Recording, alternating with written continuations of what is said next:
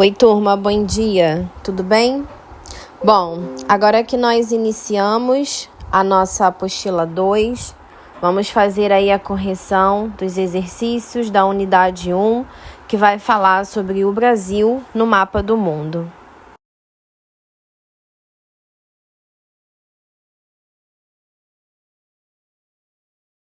Vamos começar na página 355, onde a número 1, ele fala o seguinte: segundo alguns cientistas, o que o movimento das placas tectônicas provocará no continente africano? Como eu expliquei em aula, vocês sabem que toda a superfície terrestre ela é composta por todas as placas, por vários blocos rochosos que estão abaixo, da superfície terrestre, e que todos esses blocos rochosos, eles se movimentam, durante todo o ano, e eles fazem alguns processos, de movimentação. Ou eles se separam, ou eles se chocam, ou eles se deslizam de uma forma lateral, E com isso a gente acaba tendo aí novas configurações de relevo, a gente acaba tendo também aí extensão da superfície terrestre em algumas áreas. Então aqui na número 1, ele pergunta o que esse movimento, ele provoca no continente africano. Então, na parte leste do continente africano, é possível perceber uma falha tectônica chamada de Vale do Rift, que está se desprendendo da África em virtude da movimentação das placas tectônicas. Daqui a milhões de anos, essa porção terrestre formará um novo continente. Isso porque essa área onde está ocorrendo essa dinâmica, a possibilidade, é que essa parte, venha a se separar totalmente do continente africano, formando aí possivelmente, de repente, alguma extensão de terra nova, algum novo continente aí, de repente, surgindo na superfície terrestre. Na número 2, ele pergunta: é possível afirmar que existem áreas nos oceanos mais profundas do que a altura do Monte Everest? Justifique a sua resposta. Claro que sim, Nós sabemos que da mesma forma que nós temos os relevos, do continente, nós também sabemos que se existe as diversas formas, de relevo nos oceanos, no fundo dos oceanos. Então, é claro que eles também vão existir, em alturas diferentes, devido aí às suas profundidades. Então, a resposta da número 2 é sim. Existem áreas nos oceanos mais profundas do que a altura do Everest, as fossas submarinas, representa uma dessas áreas. Também temos depressões de grandes profundidades resultantes de movimentos tectônicos. Turma, tudo isso sempre referente aí à movimentação das placas tectônicas. Número 3. Existe alguma relação entre os oceanos e as vias de comércio? Caso sim, qual foi o primeiro oceano a ser utilizado como via comercial marítima? Bom, não só antigamente, mas hoje em dia, os oceanos, e mares também, eles servem aí como meio de transporte, Eles foram muito utilizados antigamente, lá no período das grandes navegações, quando você não tinha, outras infraestruturas de transporte para se utilizar. Mas até hoje, mesmo tendo toda uma quantidade aí de vias, que você pode se locomover, os oceanos, eles até hoje são uma importante rota de transporte, São aí uma importante rota de comércio, facilitando até mesmo o escoamento de mercadoria. Também devido a alguns valores, que são colocados para a utilização desse tipo de meio, de recurso. Então, os oceanos, turma, eles são importantes sim, eles são importantes vias de comércio. Por eles, países de alguns continentes, escoam a sua produção, E o primeiro oceano utilizado como importante via comercial foi justamente o Índico, aonde por ele, né, os europeus conseguiram chegar até as Índias. Agora nós vamos para a página 359, aonde a número 1 ele fala: analise brevemente a extensão territorial do Brasil em relação ao mundo e em relação às Américas. Vocês sabem que o Brasil ele é um país, né, considerado aí de extensões continentais. Vocês sabem que o Brasil ele possui aí uma grande extensão territorial, né? Inclusive tem até mapas na internet que vai mostrar, né, vai poder retratar aí pra gente, por exemplo, se nós pegarmos, né, alguns dos países europeus e colocarmos dentro do nosso território aqui, a gente vai ver, né, que cada país europeu conseguiria, né, estar contido dentro do nosso território brasileiro, devido à nossa grande extensão territorial. Então, turma, a resposta é: o Brasil tem uma extensão territorial de pouco mais de 8,5 milhões de quilômetros quadrados, o que representa cerca de 1,7% da superfície do planeta. Apenas 4 países têm áreas maiores que o Brasil, que no caso é Rússia, Canadá, China e Estados Unidos. A área do nosso território ela corresponde a 19,8% do continente americano. Se considerarmos as divisões do continente, nós ocupamos aí 35,7% da América Latina e 48,3% da América do Sul. A número 2, aponte algumas características do Brasil em relação à sua extensão territorial.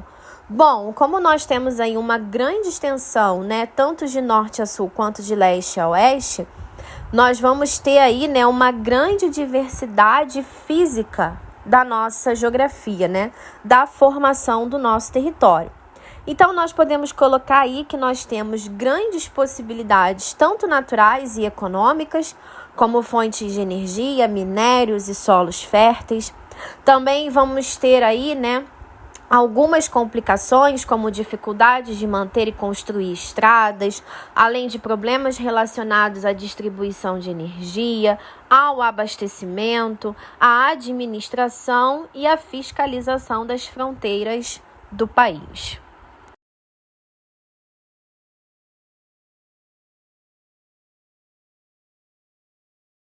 Página 360, vamos lá. A número 1 diz o seguinte: quais são os 2 tipos de crosta terrestre?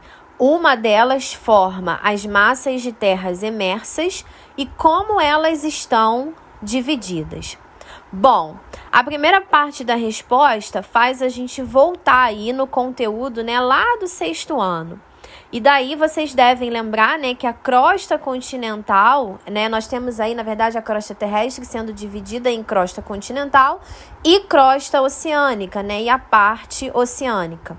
Aonde na crosta continental nós temos a existência de todos os nossos continentes, como América, Europa, África, Ásia, Oceania e Antártida.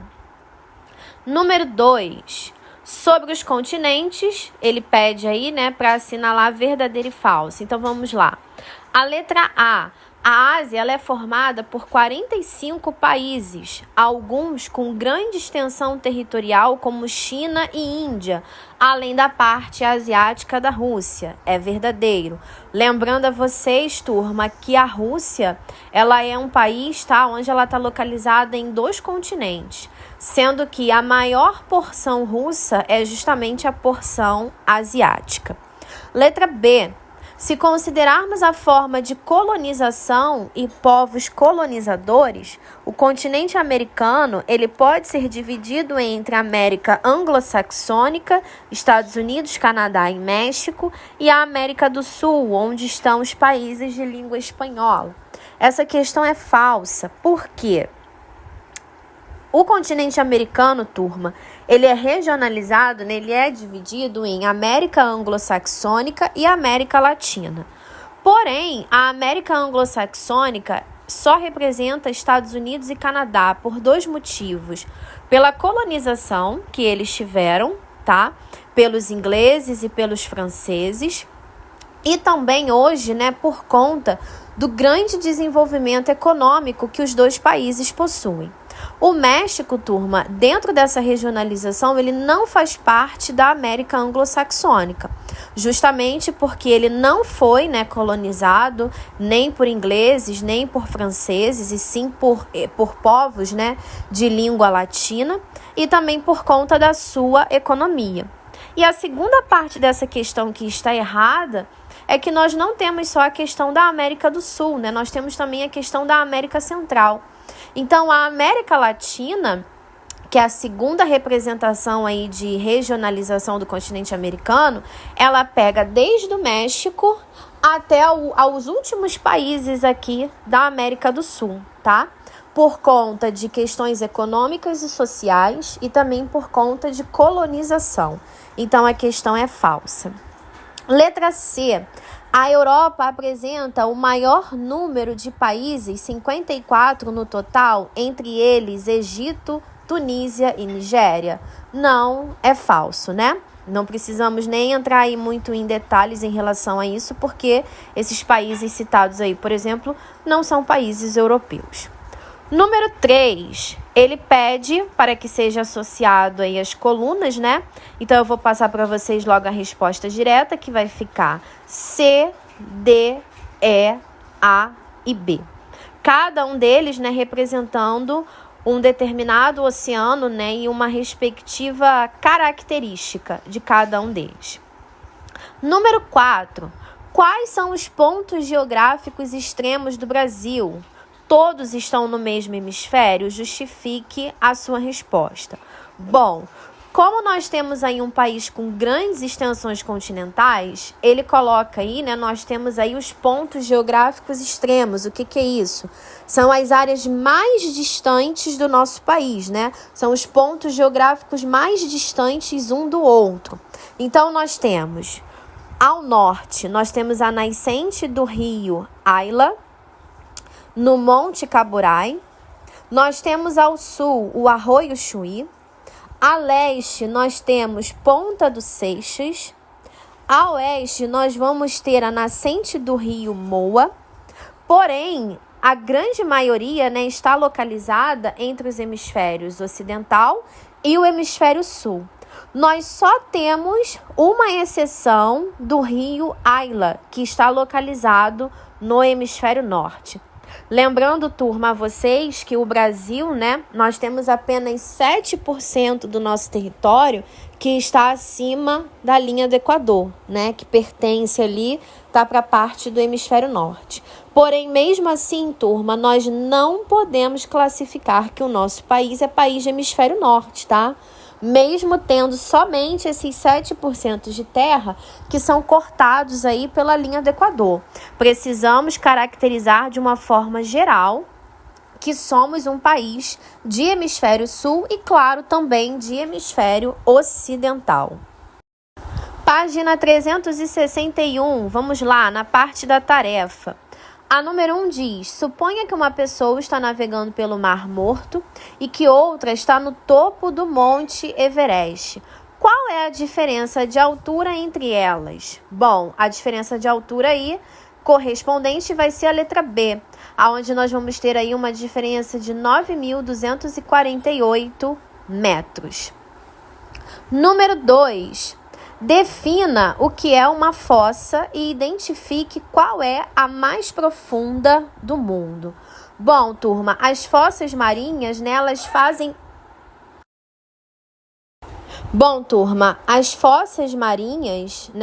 elas fazem parte aí do relevo submarino. Lembra que eu falei antes para vocês que da mesma forma que na parte continental, né, na parte dos continentes, nós temos aí a existência de vários relevos, dentro dos oceanos, né, na parte oceânica, nós também vamos ter aí vários relevos, né? Então, as fossas, turma, elas são áreas de grandes depressões, resultantes aí de movimentos tectônicos.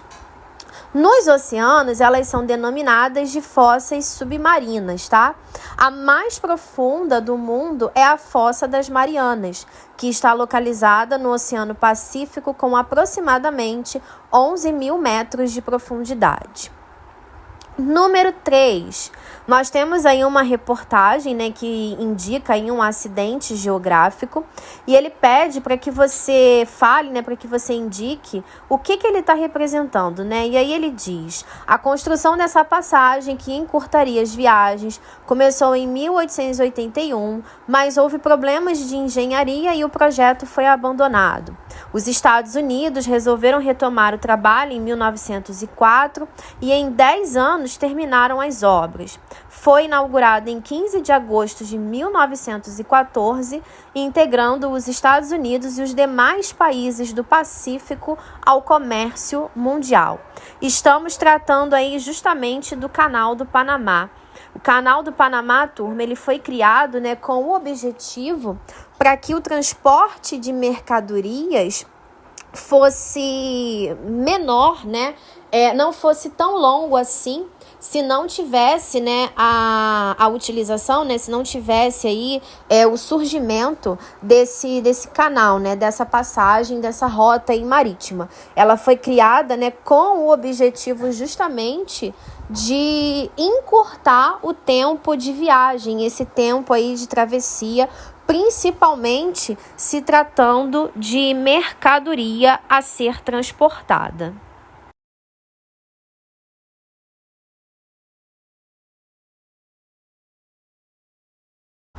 Número 4, sobre o posicionamento geográfico do Brasil, ele pede para assinalar verdadeiro e falso, né?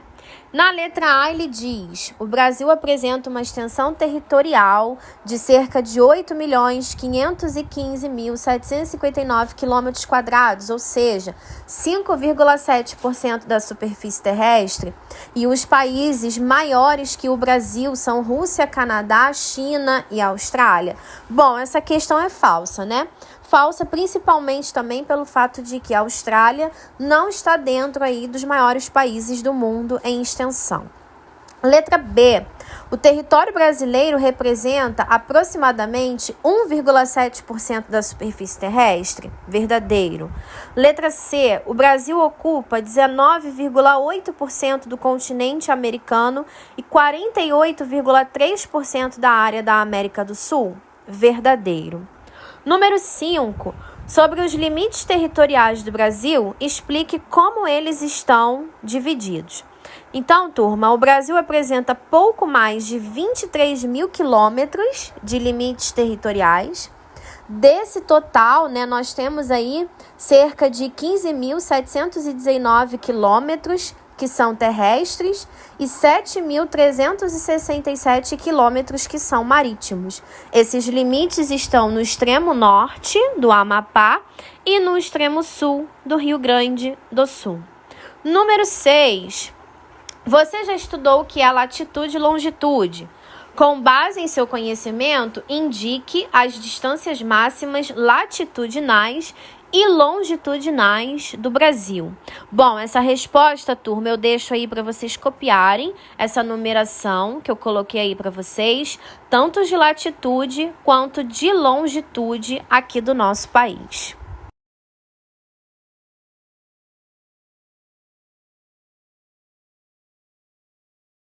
Agora, turma, para nós encerrarmos, na página 362, vocês têm aí o Você Aprendeu, aonde vocês precisam preencher, né, a parte da superfície terrestre com os continentes, com todos os continentes que nós temos, e depois vocês precisam preencher a parte dos oceanos, com todos os oceanos que nós temos, como eu coloquei na descrição aí para vocês.